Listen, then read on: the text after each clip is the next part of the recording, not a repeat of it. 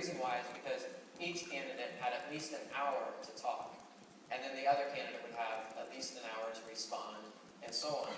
And they would lay out very long and rational arguments that Postman argues only somebody who is a person of the book could really understand. Somebody sort of grounded in the logic of print could truly understand. So in comes, he was comparing this to the debates of the day. In 1984, the debates of the day, where each candidate would have about 30 seconds to respond, and they ran more like political commercials, right? And so enter YouTube, and there's a number of awesome possibilities when you enter video into this politics.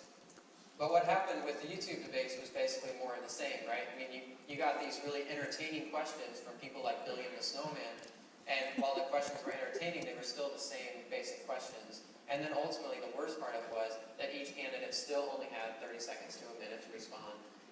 Disagreements were mentioned but never debated, so it really wasn't a real debate.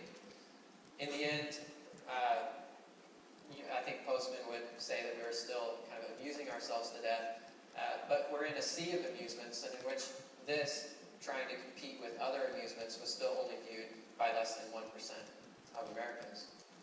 So in this regard, I think Postman would be disappointed in where we're at today. But I think if he could be in this room today, I think what he would see is that we're not interested in creating the same old conversation. I think the YouTube debates basically were flawed in allowing TV to dictate that conversation. And what we can do with the new environment is create new types of conversations and basically create a whole new groundwork for the way these conversations work. And I'll leave you with this idea that maybe by doing this, we can work towards a new future of whatever.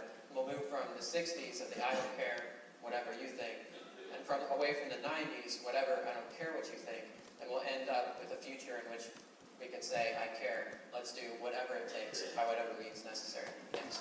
Wow.